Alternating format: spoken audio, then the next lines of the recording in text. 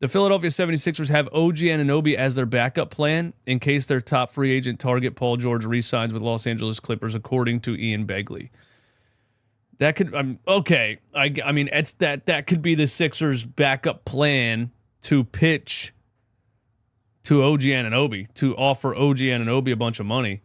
That doesn't mean it's even fathomable. That doesn't mean it's going to happen. I mean, if the Sixers offer him more money than the Knicks, yeah, I guess it could definitely happen. But anyway, as previously reported, members of the Philadelphia 76ers have seen Anunoby as an offseason target. Paul George is also a target for Philadelphia, but if the Sixers can't get George, I could see them making a big offer to Anunoby. Does that make anybody nervous?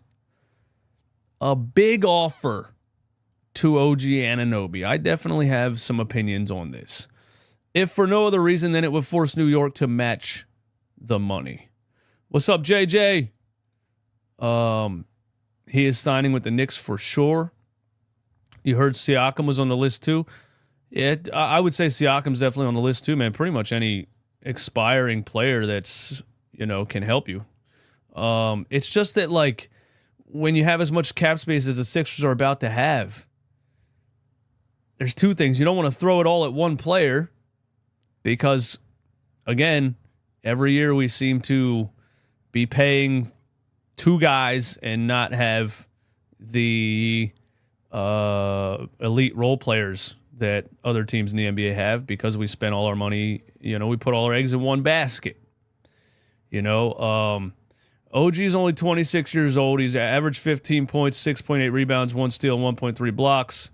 And he's a player that the stats don't even tell the story. The guy's just a major impact guy. The Knicks were like 20-3 with him on the floor after the trade deadline.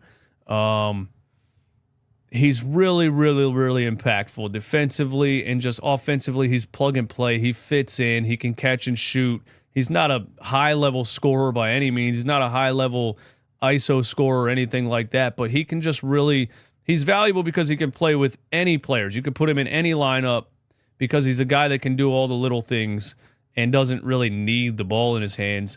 Kind of the type of player that the Sixers never seem to have, right? They just never have these guys that can play defense and do things on the other end, dribble, pass, and shoot. Anytime we have a guy that can play high-level defense, it's Matisse Thybulle, who on the other end gets the basketball in his hands and looks like he thought he was playing soccer. Like, he has no idea how to play the game on the offensive side.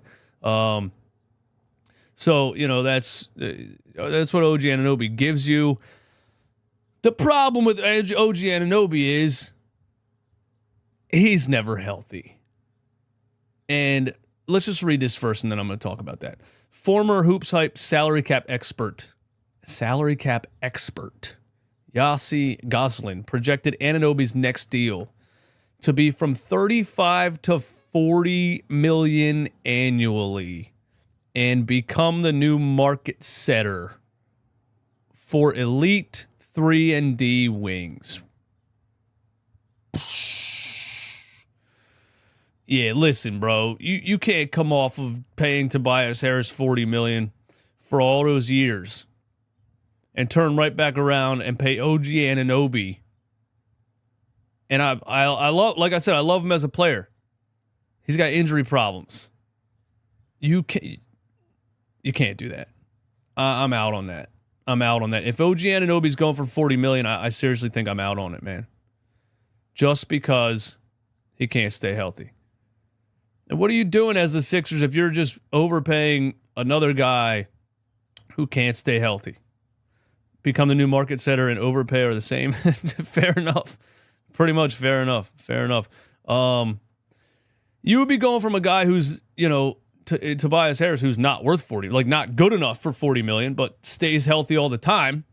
Unfortunately, and that's sad that us Sixers fans, we were actually celebrating, not celebrating injury, but we were like, yeah, we're kind of happy that he has an ankle jam and he's not starting this next game. Like, we just wanted the guy to go away. You'd be turning around from paying a guy like that who's healthy all the time and just stinks it up when it matters the most to a guy who's really, really, really valuable but is hurt all the time.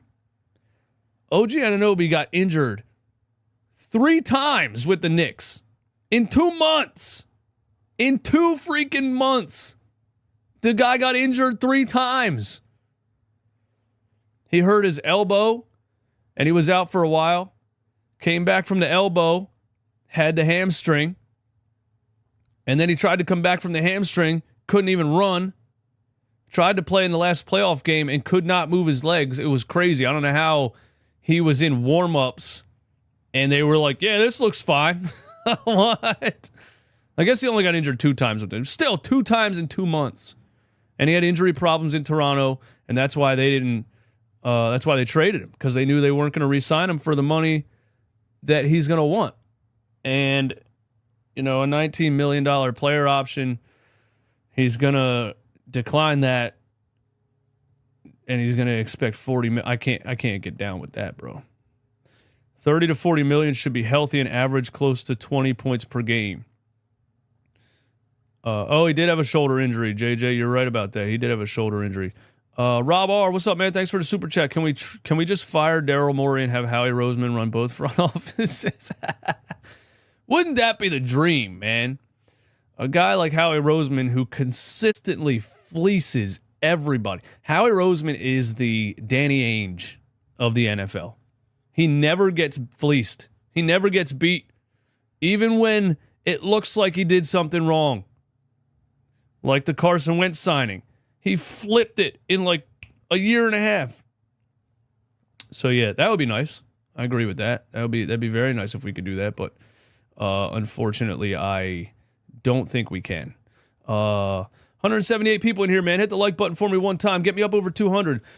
Former Hoops Hype salary cap. Okay, $40 million year 3 and D. His projection is based on Anunoby being the best among a group of elite wings who have recently signed lucrative extensions. Well, yeah, you can't compare him to these guys because these guys, for the most part, stay healthy. Mikal Bridges, 4 years, $90 million deal in 2021. Jaden McDaniels, wouldn't that be nice?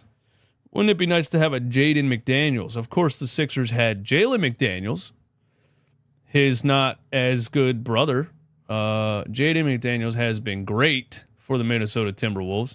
He's a huge part of their just defensive powerhouse right now.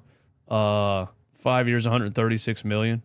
Jeremy Grant, 5 years, $160 million. And these dudes are getting big time money. And I know the Tobias Harris thing was an overpay at the time, but at the same time, we got to start to accept the fact that the salary cap goes up every year, and the $40 million that Tobias was making is pretty soon not going to be that much money. What are these? I don't even know what you do with all this money. I was talking to my mom about that yesterday watching the Phillies game. We were talking about Bryce Harper. I was like, what do you even do with $300 million, man? I don't even know. The Sixers could have almost $56 million in cap space, according to Bleacher Report salary cap expert Eric Pincus. Yeah, if you have 56 mil, I don't think you need to be spending 40 of it on a guy that got hurt 3 times in 2 months. Please no. Spend the 56 mil on 3 different high-level role players and just go into next season. Joel Embiid, Tyrese Maxey, and a supporting cast. Look at the Minnesota Timberwolves. Look at the Denver Nuggets. Look at the Dallas Mavericks. Who is the Dallas Mavericks' 3rd star? Somebody tell me. Who is the Dallas Mavericks' 3rd star? PJ Washington? You know what I'm saying? But Daryl Morey will overlook players like PJ Washington and whoever else, high-level role players, Jaden McDaniels, Malcolm Brogdon, to try to get a 3rd star. But you're seeing these teams in the damn Western Conference Finals, Eastern Conference Finals right now. Who's the 3rd star? Who's the Celtics' 3rd star? Drew Holiday? Derek White? Drew Holiday's an all-star, I guess. Great point guard. Great defender. But yeah, I don't want this to happen.